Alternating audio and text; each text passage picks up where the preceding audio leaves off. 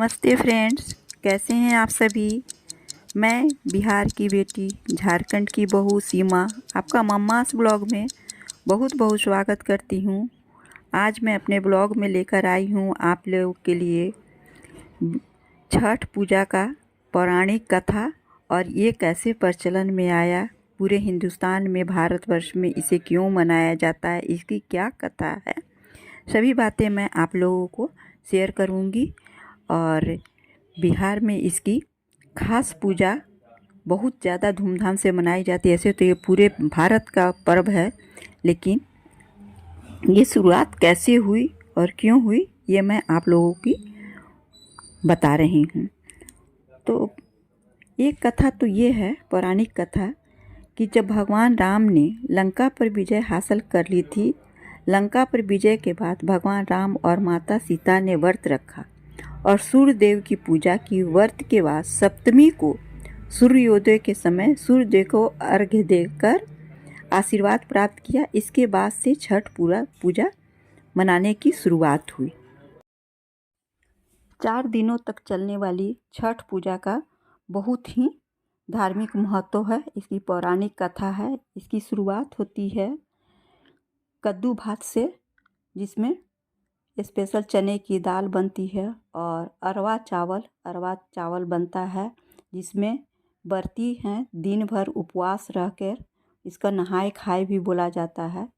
उस दिन इसकी शुरुआत किया जाता है शुद्ध सात्विक भोजन से। सारे खाने सेंधा नमक पर बनते हैं। और उसके बाद दूसरा दिन होता है खरना बोला जाता है, जिसमें भी सुबह से लेके इसमें भी सारे दिन उपवास किया जाता है। और शाम के समय एकदम शुद्ध मिट्टी के चूल्हे पर इसका खाना बनता है, जिसमें खीर, इसका गुड़ का खीर बनता है, जो शुद्ध रूप से दूध और गुड़ में ही बनता है। और उसके बाद बहुत लोग इसके साथ रोटी बनाते हैं, जिसे बोलते हैं दोस्ती रोटी, या पूड़ी बहुत घरों में बनता है, और केला चढ़ता है। तो ये 4 दिनों का पर्व है। खरना के बाद फिर आता है सूर्यास्त का पहली अर्घ्य का पूजा। तो इसके अनुसार, हिंदू पंचांग के अनुसार, कार्तिक मास के शुक्ल पक्ष के चतुर्थी से 7वीं तिथि तक छठ महाव्रत मनाया जाता है। इसमें भगवान सूर्यदेव की पूजा होती है। छठ व्रत खास तौर पर पुत्र प्राप्ति के लिए किया जाता है, ये पौराणिक मान्यता है। अब यह पुत्र और पौत्री का पर्व नहीं रह गया, पुत्री का पर्व है। दोनों का समान रूप से मान्यता आ गया है, इसलिए दोनों के लिए मनाया जाता है। छठ पर छठी मैया के जयकारे के साथ आराधना की जाती है। बिहार, झारखंड, उत्तर प्रदेश राज्यों में यह प्रमुख तौर पर मनाया जाता है, लेकिन अब ये पूरे भारतवर्ष का सबसे सर्वश्रेष्ठ धार्मिक पर्व माना जाता है। छठ व्रत कथा क्या है, ये भी मैं आप लोगों के साथ शेयर करूंगी। एक दिवाली के 6 दिन बाद छठ मनाया जाता है। छठ के महाव्रत को करना अत्यंत पुण्यदायक है और बहुत ही कठिन व्रत है। इसमें 4 दिन उपवास लगता है।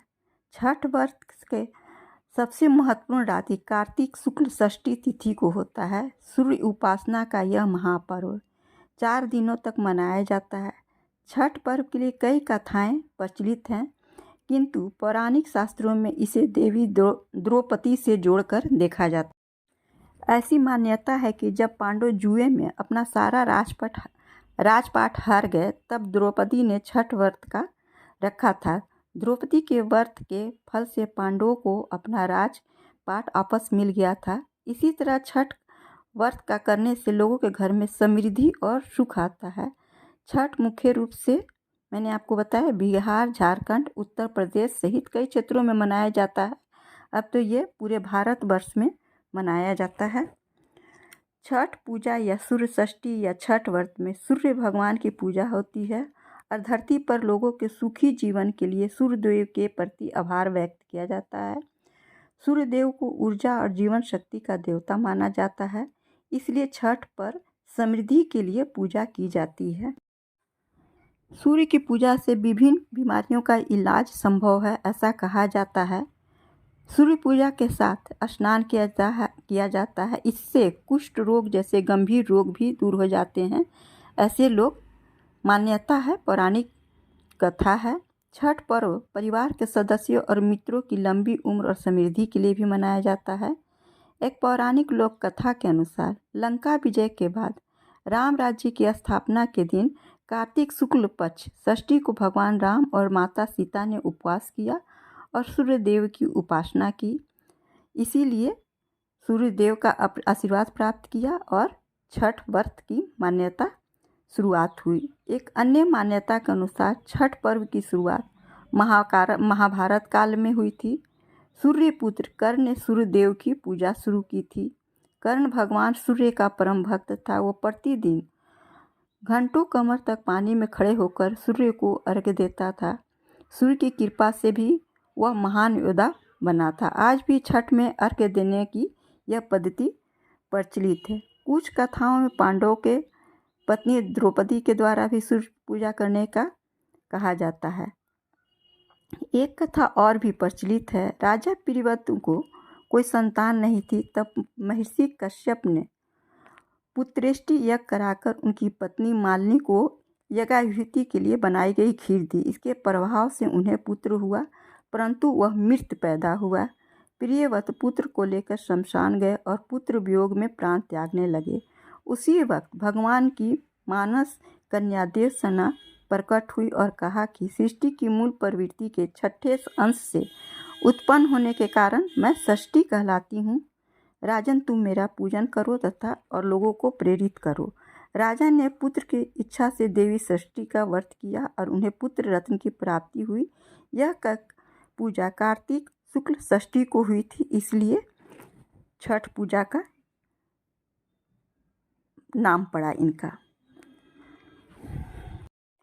छठ व्रत साल में 2 बार मनाया जाता है। एक बार चैत में मनाया जाता है और दूसरी बार कार्तिक में मनाया जाता है।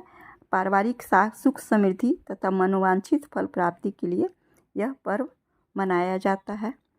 इस पर्व को स्त्री और पुरुष दोनों समान रूप से मनाते हैं।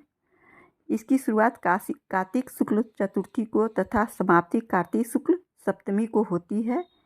इस दौरान व्रतधारी लगातार 36 घंटे का व्रत रखते हैं। इस दौरान वे पानी भी ग्रहण नहीं करते हैं। फ्रेंड्स, आप लोगों को ये मेरी पौराणिक कथा कैसी लगी कमेंट में अवश्य बताइएगा। और आगे आप लोग क्या जानना चाहते हैं किस व्रत के बारे में कमेंट करके बताइएगा। उसके बारे में मैं विस्तृत जानकारी आप लोगों को दूंगी। मैं बहुत सर्च करने के बाद ये सब बातें आप लोगों के साथ शेयर करती हूँ। Thanks for watching. Please like share और सब्सक्राइब अवश्य करेंगे। Thanks for